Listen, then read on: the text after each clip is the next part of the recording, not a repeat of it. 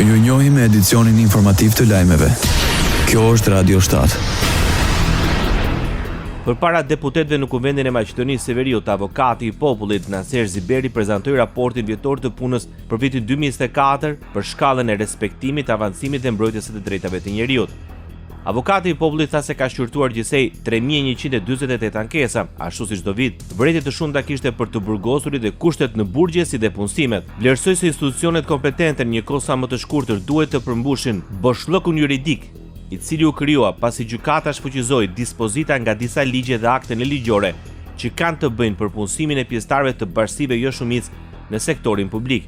Në një sistem ku ndër vlerat themelore të rendit kushtetues është parimi për përfaqësim të drejtë dhe adekuat, nuk guxon të ketë boshllok juridik, deklaroi Naser Ziberi, avokati i popullit i Maqedonisë së Veriut.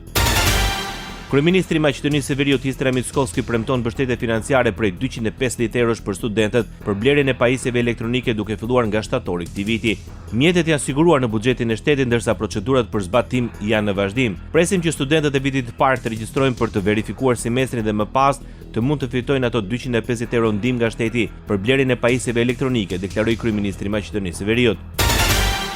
Ministri i Arsimit dhe Shkencës në Maqedoninë e Veriut, Vesna Janevska, gjatë vizitës në Tetov, tha se vitin e ardhshëm shkollor do të ketë tekste për çdo fëmijë dhe se deri atëherë do të tejkalojnë disa keq kuptime që ekzistojnë në marrëdhëniet mes Ministrisë, komunave dhe shkollave. Libra duhet të ketë për çdo fëmijë. Ministria do të sigurojë libra për çdo fëmijë. Ka disa keq kuptime ku libra që realisht nuk janë dhe realisht nuk ka patur pasi shkollat nuk i kanë kërkuar nga ministria. Këtë vit do të mundohemi që këtë sfidë ta tejkalojmë, u shpreh Ministri i Arsimit në Maqedoninë e Veriut, Vesna Janevska.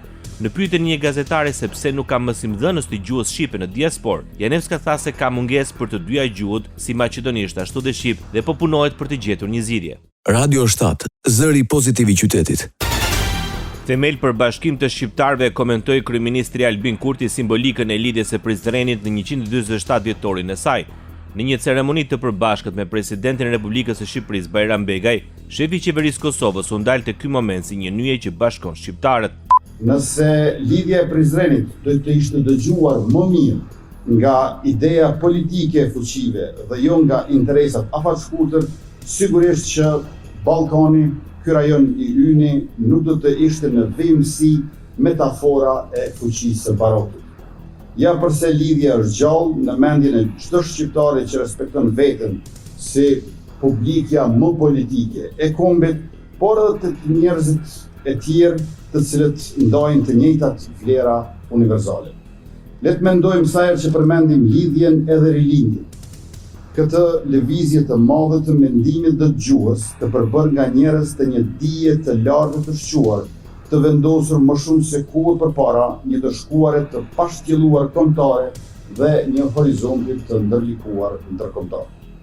Andaj i shkon një nderim monumental të tërë atyre njerëzve që e ideuan lidhjen dhe që themeluan atë në qytetin e bukur të Prizrenit.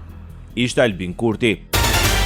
Për kreun e shtetit Shqipërisë, lidhja e Prizrenit është themeli i lëvizjes për bashkim dhe pavarësi kombëtare. Bajram Bega nënvizoi se Shqipëria dhe Kosova janë dy shtete të një kombi, ata ecin përpara, krah për krah në rrugën drejt integrimit evropian.